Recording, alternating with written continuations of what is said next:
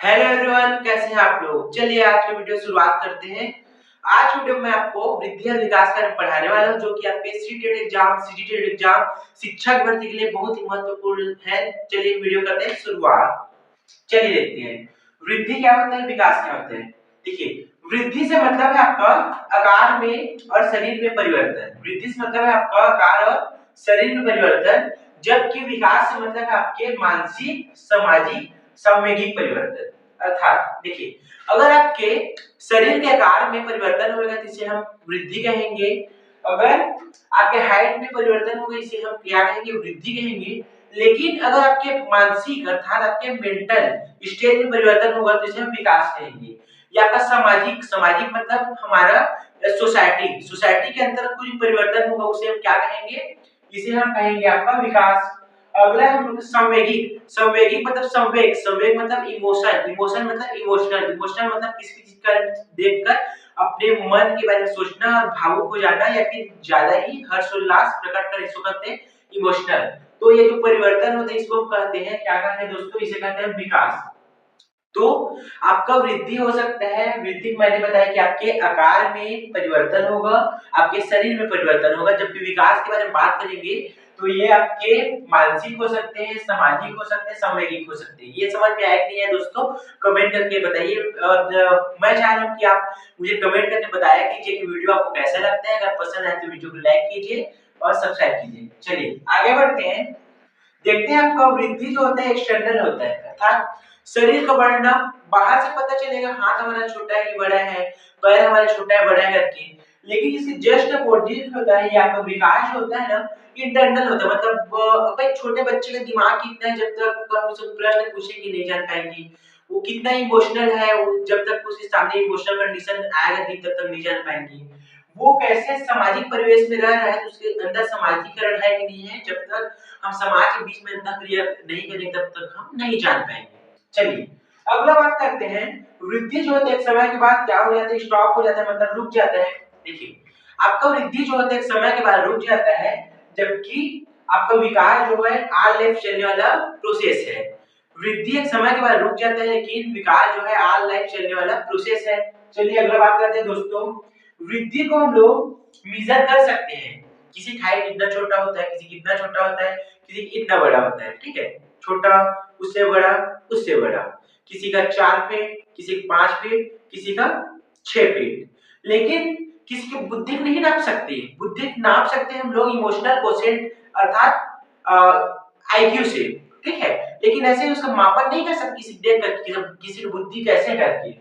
ठीक है, तो इसमें जबकि अंदाज लगा सकते कि किसी की हाइट देखेंगे, दूर से देख के बता सकते हैं ये छोटे हाइट का बच्चा है या बड़े हाइट का बच्चा है, ये मोटा है या पतला करके। ठीक है, तो ये बॉडी से नहीं होगा, एक प्रकार से किसी को देखना होता है, किसी को बोलना होता है करके, बॉडी उसका स्ट्रक्चर कैसे करके।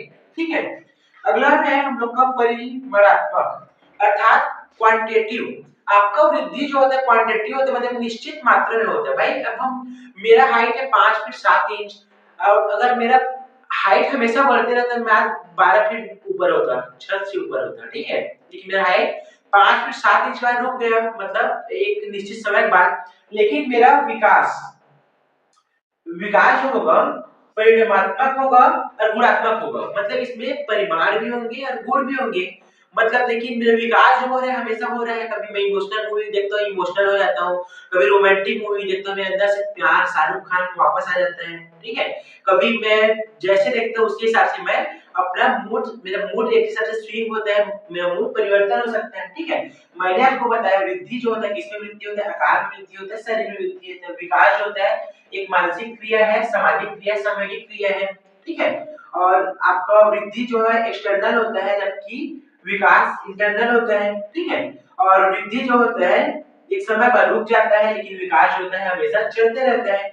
और वृद्धि को हम लोग मेजर कर सकते हैं दोस्तों, जबकि विकास को मेजर हम लोग नहीं कर सकते हैं, डबल एक्स। ठीक है, उसके बाद परिणात्मक होता है। वृद्धि जो होता है मतलब इसको माप सकते हैं, जबकि इसको माप सकते हैं, परिणामात्मक होता है माप सकते हैं। और एक क्वांटिटी होता है, मतलब कि एक आईक्यू या फिर ईक्यू के थ्रू इसको मापेंगे। ठीक है। तो ये टॉपिक वृद्धि और विकास आपको समझ में आया कि नहीं है, कमेंट करके बताइए। मेरा नाम है राम, आपको बताना चाहूंगा कि मैं आपको सीडीपी पढ़ा रहा हूँ ऐसे करके, ठीक है। तो आगे मैं और वीडियो कंटिन्यू करता हूँ। आगे मैं बात करता हूँ परिपक्वता के बारे में। परिपक्वता होता क्या है? देखिए, परिपक्वता जो होता है बच्चे के दिमाग अर्थात सोच से होता है कि किसी भी छोटे से छोटे चीज से लेकर बड़े से बड़े चीज के प्रति बच्चे का दृष्टिकोण क्या है, बच्चे किसी भी सिचुएशन को देखकर क्या सोचते हैं, इसको कहते हैं परिपक्वता अर्थात मैच्योरिटी। ठीक है।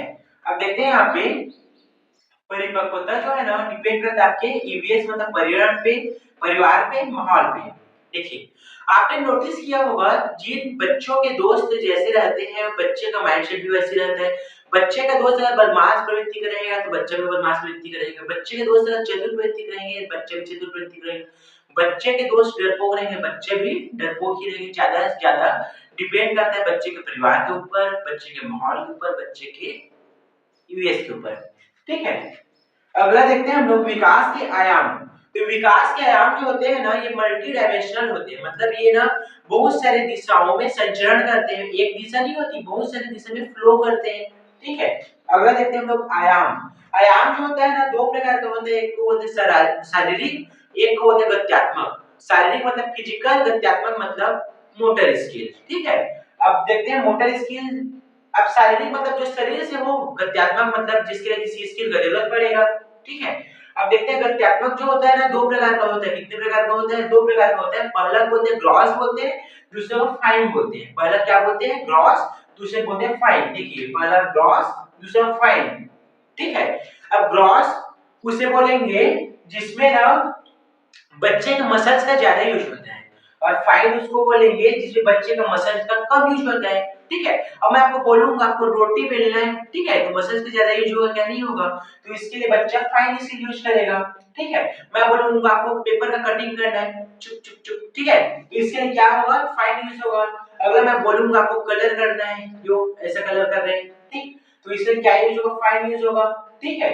अगला मैं बोलूंगा राइटिंग, ये लिख रहा बच्चा, तो लिखने में क्या यूज होगा? फाइन यूज होगा। अब अगर बात करूं ग्रॉस का, तो ये बच्चा जंप कर रहा है। क्या कर रहा है? बच्चा जंप कर रहा है, कूद रहा है, तो इसके लिए यूज होगा ग्रॉस।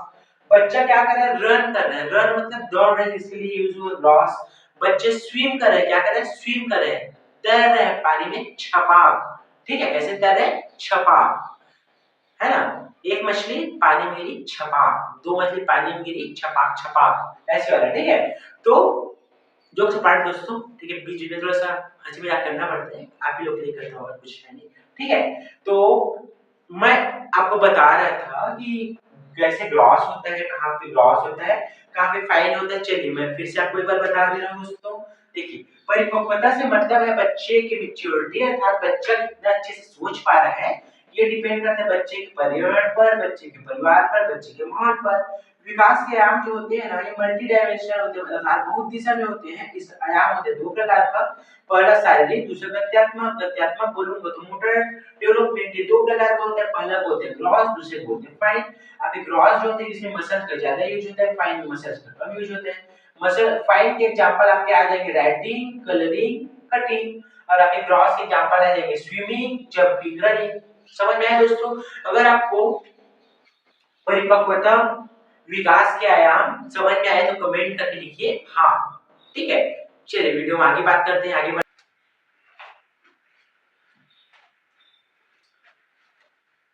मैं बात करूंगा विकास के प्रकार के बारे में। तो पहला प्रकार है आपका संज्ञानात्मक विकास, इसी कहते हैं मानसिक विकास। दूसरा है सामाजिक विकास, तीसरा इमोशनल, चौथा है मोरल विकास अर्थात मोरल डेवलपमेंट, पांचवा भाषाई विकास। चलिए इसको मैं करता हूँ, लेट मी एक्सप्लेन। देखिए, संज्ञानात्मक अर्थात मानसिक विकास, बच्चे को हम किसी भी चीज के बारे में बोलेंगे तो बच्चा किसी भी चीज का तर्क लगाएगा, कहाँ से? दिमाग से, संज्ञान का यूज करें, इसको कहते हैं संज्ञानात्मक विकास। ठीक है। बच्चे बोल रहे हैं बेटा 26 जनवरी होने वाला है, कल फूल लेके आना, तो बच्चा दिमाग लगाएगा कि मैं गुलाब का फूल लेके जाऊं कि गेंदे का फूल लेके जाऊं, इसको बोलते हैं संज्ञानात्मक विकास। दूसरा सामाजिक विकास, भाई बच्चा समाज में रह रहा है तो बच्चे समाज में रहकर विकास करेगा। कैसे विकास करेगा? समाज में अलग-अलग जाति धर्म के लोग रहते हैं, हिंदू, मुस्लिम, सिख, ईसाई, क्रिश्चियन, आकि जैन, पारसी, ठीक है? तो सामाजिक अंतरक्रिया करेगा, एक-दूसरे को क्या करेगा? धर्म का इज्जत करेगा, ठीक है? बच्चे सीखेगा सामने वाला कैसा उन लोग का रिचुअल्स क्या है उसको देखेगा भाई कैसे हो रहेगा क्या अपना अंतरक्रिया करके अपना रिप्रेजेंट करेगा अपना, ठीक है? इसको बोलते हैं सामाजिक विकास, ठीक? अगला इमोशनल, बच्चा भावुकता के साथ में अपने पक्ष रख पाएगा। भाई बच्चा है, अब बच्चे को रोना भी आना चाहिए। कहते हैं ना, सख्त लड़का वो नहीं होता जो पिघलता नहीं है, सख्त लड़का वो होता है जिसको पता होता है पिघलना कहाँ है, ठीक है? जाकिर भाई ने कहा है। अगला देखते हैं मोरल डेवलपमेंट।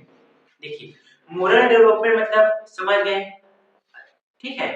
मोरल डेवलपमेंट मतलब समझ कोई वाला सिविक सेंस वाला जो आजकल के ट्रेंड दिखाए जा रहे हैं, कंपेयर कर रहे हैं जर्मनी को इंडिया से, ठीक है? सिविक सेंस वाला कि अब कोई वीडियो बनाते रहता है, अब वहाँ पे दिखाते हैं भाई कि कोई थाईलैंड गए हैं, तो वहाँ पे आदमी लोग कोई फ़ोटो लेते रहते हैं, ऐसे फ़ोटो चल उनका क्रॉपिंग चल रहा है, तो आदमी जब तक फ़ोटो नहीं लेते तब तक का रुक जाता है करके। लेकिन अब हम रह रहे हैं, इंडिया में रह रहे हैं भाई, अब रेलवे स्टेशन में आप रील बना रहे हो, पोस्ट बना रहे हो, आदमी ट्रेन छूटा जा रहा है, आपके नाम से रुकने वाला तो है नहीं, ठीक है? अब किस हद तक सही है, किस हद तक गलत है, आप कमेंट करके बताइए कि अब जो सोशल वाला आप सिविक सेंस है इंडिया में इसको लागू कर सकते हैं, नहीं कर सकते, ठीक है? कि करना चाहिए, नहीं करना चाहिए या लोगों के ऊपर है, ठीक है? अब जहाँ तक बात है अब कचरा वाला बात है, कचरा को फेंकना हम कर सकते हैं, डस्टबिन का यूज़ कर सकते हैं जो कि सूखा कचरा, गीला कचरा वाला यूज़ करते ही आता है गाड़ी अपने नगर पालिका वाला, ठीक है? अगला है भाषाई डेवलपमेंट अर्थात बच्चे का भाषा का विकास। अब देखिए महाराष्ट्र बच्चा मराठी बोलेगा तो छत्तीसगढ़ का बच्चा छत्तीसगढ़ी में क्यों नहीं बोलेगा? हिंदी में क्यों नहीं बोलेगा? वो बाहर जाएगा तो इंग्लिश में क्यों नहीं बोलेगा? कन्वर्सेशन क्यों नहीं करेगा? बच्चा तो विकास करता है। अगर उसकी मम्मी बोलेगी उसको जा आलू लेके आना करके तो आलू लेके आएगा। उसकी मम्मी उसको बोले जा पोटैटो लेके आना बोल के तो बच्चा पोटैटो लेके आएगा। उसकी मम्मी बोले जा बटाटा लेके आना करके बच्चा बटाटा लेके आएगा। तो ये है एक्चुअली आलू ही ना, ठीक है? तो इस प्रकार से बच्चा अपना विकास करेगा। मैंने आपको बताया विकास के प्रकार में क्या बताया दोस्तों? मैंने बताया पहला संज्ञानात्मक विकास, दूसरा बताया मैंने सामाजिक विकास, तीसरा बताया मैंने इमोशनल विकास, चौथा बताया मैंने मोरल डेवलपमेंट, ठीक है? पांचवा बताया मैंने भाषाई डेवलपमेंट। देखिए मोरल डेवलपमेंट में आपका ना एक आता है हील डायलेमा आता है जो कि आपको कोलबर्ग की नैतिक सिद्धांत के आधार पर है। देखिए होता क्या है, अब एक आदमी रहता है, अब वो मेडिकल स्टोर में जाता है ना तो उसके पास पैसे नहीं रहते सामान को लेने के लिए, तो चोरी करता है सामान को, ठीक है? तो चोरी करता है सामान को ना तो उसके मन में दुविधा आता है कि मैं इसको चोरी करूँ कि मत करूँ करके, फिर सोचता है अरे चोरी करूँगा तो अब मुझे उतना याद नहीं आ रहा है दोस्तों कि अब उसकी मम्मी थी कि वाइफ थी करके, एनीवेज़ कुछ भी रहे हैं, ठीक है? आपको मोरालिटी के बारे में बता रहे हैं यहाँ पे, ठीक है?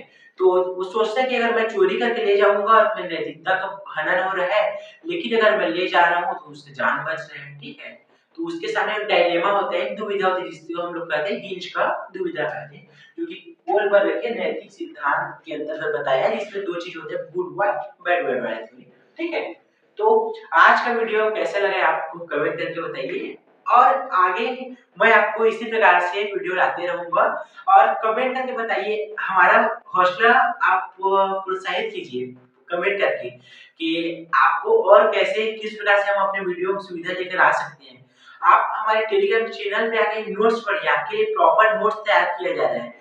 हम हमारा प्रयास यही है कि आप ज़्यादा से ज़्यादा एग्ज़ाम में अच्छे से अच्छे नंबर लेके आए करके, आपके लिए प्रॉपर टीम लगा हुआ है आपके नोट्स के लिए, ठीक है? आप नोट्स आपका पर्यावरण का नोट्स आने वाला है कुछ दिन में आउट करा दूँगा, ठीक है? दूसरा बात करूँगा मैं इसका सीडीपी का नोट्स आपको डल गया दोस्तों, ठीक है? तो हमारा चैनल है अनुभव अकेडमी सीजी, मैं टेलीग्राम चैनल का लिंक डलवा दी हूँ आपके इसमें यूट्यूब में, ठीक है? तो आप ना उसमें देखा कीजिए क्योंकि मैं केवल वही चीज़ आपको पढ़ाता है या कभी आ सकते हैं जो एग्ज़ाम ओरिएंटेड है। मैं नहीं पढ़ाता ना कभी पढ़ता हूँ मैं, ठीक है दोस्तों? तो हमारी यही कोशिश रहती है कि अपने ज्ञान के क्षेत्र में कर सकें, जिससे ज़्यादा से ज़्यादा लोगों का सिलेक्शन हो, ठीक है? तो अगर वीडियो आपको पसंद आया हो तो चैनल को सब्सक्राइब कीजिएगा, वीडियो को लाइक कीजिए, प्यार दीजिए, प्रेम सहयोग कीजिए। Thank you.